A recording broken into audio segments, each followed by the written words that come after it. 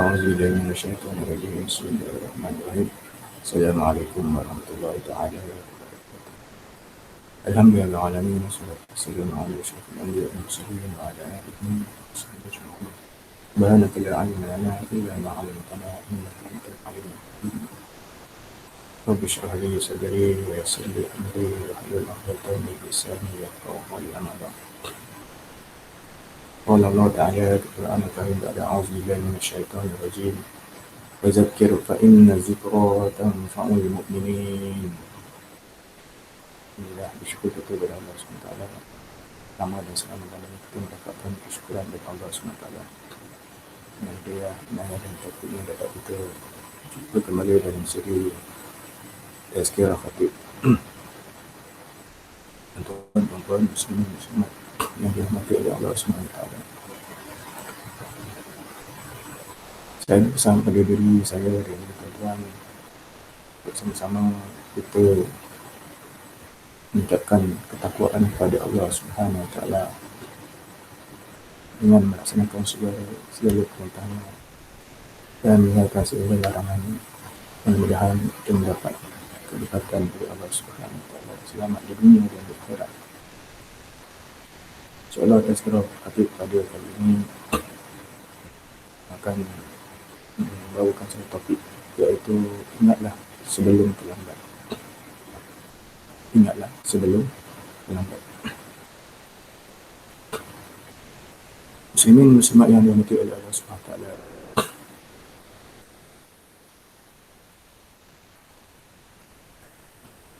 Pernahkah kita merasakan betapa masa semakin singkat?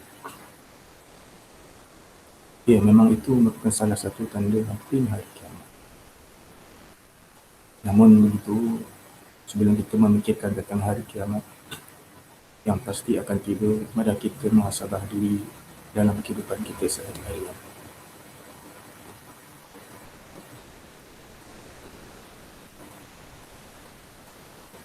Dalam sebuah hadis yang diriwayatkan oleh Ibnu Abbas radhiyallahu anhu bahawa Rasulullah SAW bersabda, "Igtanim khamsan qabla khamsin, sababaka qabla al-haram, wasihhataka qabla as-saqam, wa ghinaka qabla al-faqr, wa faraghaka qabla shughlika, wa hayataka qabla mautika."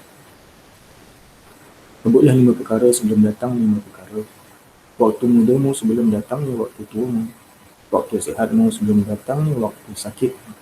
Waktu kayamu sebelum datangnya waktu fakirmu. Waktu lapangmu sebelum datangnya waktu sibuk. Waktu hidupmu sebelum datangnya waktu kematianmu. Berdasarkan pada hadis ini, dapat kita ambil kesimpulan bahawa terdapat 5 nikmat yang penting untuk kita manfaatkan sepenuhnya dalam kehidupan kita sehari-hari. Muslimin muslimat yang dirahmati oleh Allah SWT. Setiap manusia yang hidup di dunia ini menginginkan umur yang panjang, umur yang diberkati dan diberi hidayah serta taufik daripada Allah SWT untuk mengerjakan ibadah dan amal soleh. Walau bagaimanapun, ada kalanya Allah SWT meletakkan keberkatan umur pada umur yang pendek. Tetapi ibadat dan kebajikan mereka dibandingkan dengan orang yang lain di usia. Sebagai contoh, Imam Asy-Syafi'i.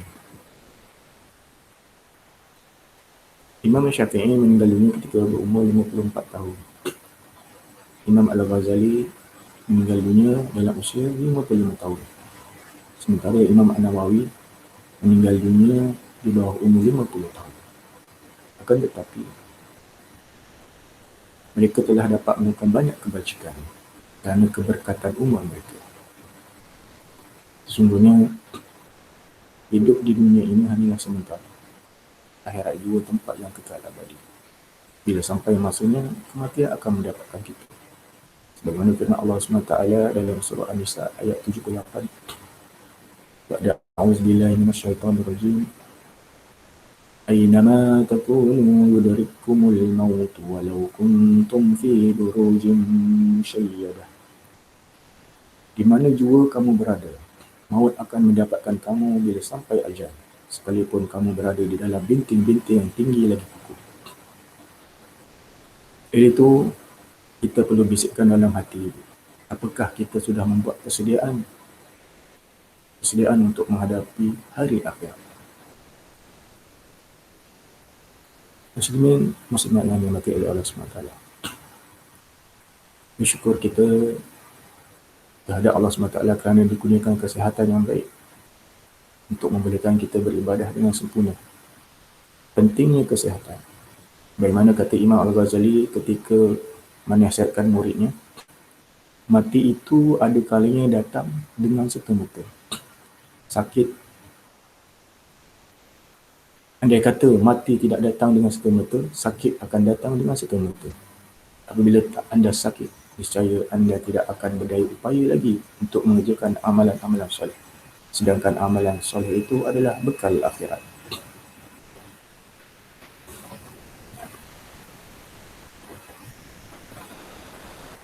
Oleh itu, kesempatan hidup ini hendaknya dimanfaatkan sepenuhnya.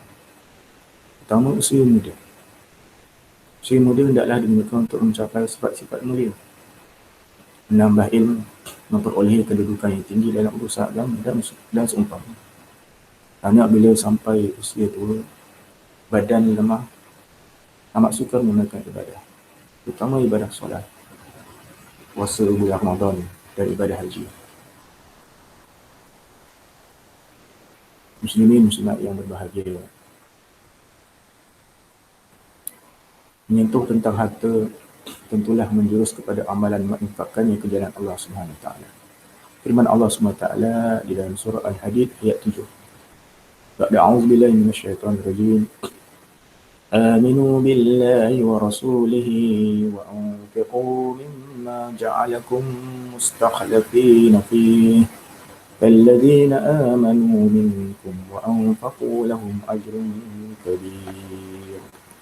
Berimanlah kamu kepada Allah dan Rasulnya dan belanjakanlah pada jalan kebajikan sebahagian dari harta benda, yakni pemberian Allah yang dijadikannya kamu menguasainya sebagai wakil. Maka orang-orang yang beriman di antara kamu serta mereka membelanjakan sebahagian dari harta itu pada jalan Allah, mereka tetap beroleh pahala yang besar.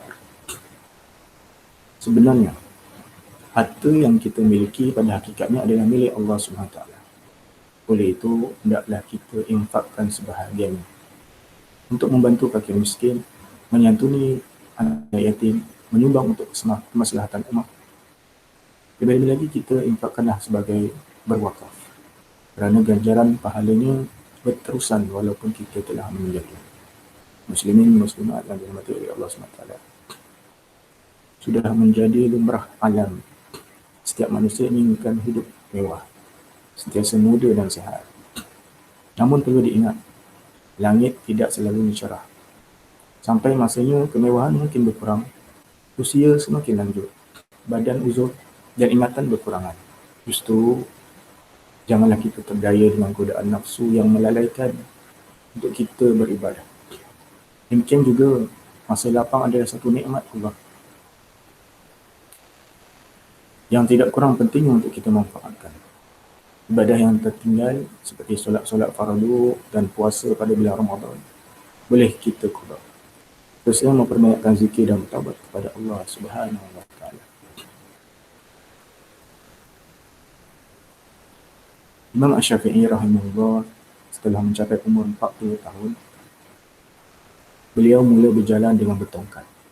Apabila ditanya sebabnya, beliau berkata, biarlah aku sentiasa ingat bahawa aku kini sedang berjalan menuju akhirat. Demikian Imam Asy-Syafi'i mengingatkan dirinya supaya dia tidak lupa saat kematian dan menghadapi hari akhirat. Jadi, muslimin muslimat yang dirahmati oleh Allah SWT, untuk mengakhiri tazkirah pada hari ini, dapat kita simpulkan beberapa pelajaran, iaitu kita hendaklah beriman dengan yakin bahawa kehidupan di dunia ini hanya sementara dan akhirat itu adalah tempat yang kekal abadi. Yang kedua, kita hendaklah menghargai nikmat usia yang lanjut, kesihatan, harta dan masa lapang dengan beribadah. Dan yang ketiganya, hendaklah bijak menguruskan masa dengan sebaiknya agar tidak terlalai daripada mentaati perintah Allah Subhanahu Wa Taala. Itu akhirnya renungkan firman Allah Subhanahu Wa Taala di dalam surah Al-Asr, iaitu ayat pertama hingga ayat ketiga. A'udzubillahi minasyaitonirrajim. Bismillahirrahmanirrahim. Wal 'ashr innal insana lafi khusr illa allazina amanu wa 'amilus salihati wa tawassaw bil haqqi wa tawassaw bis sabr. Demi masa, sesungguhnya manusia itu dalam kerugian, kecuali orang-orang yang beriman dan beramal saleh, dan mereka pula berpesan-pesan dengan kebenaran serta berpesan-pesan dengan kesabaran. Barakallahu li wa lakum fil Qur'anil azim wa nafa'ani wa iyyakum bima fihi minal ayati wa zikril hakim. Taqabbal minni wa minkum tilawatan innahu was-sami'ul 'alim. Aqulu qawli hadza wastaghfirullahal azim li wa lakum wa li sa'iril muslimin wal muslimat fastaghfiruhu innahu huwal ghafurur rahim. Dan terima kasih atas segala perhatian, maaf atas segala kesilapan. Sampai kita bertemu di lain siri Tazkirah. Bila taufiq wal hidayah. Wassalamualaikum warahmatullahi wabarakatuh.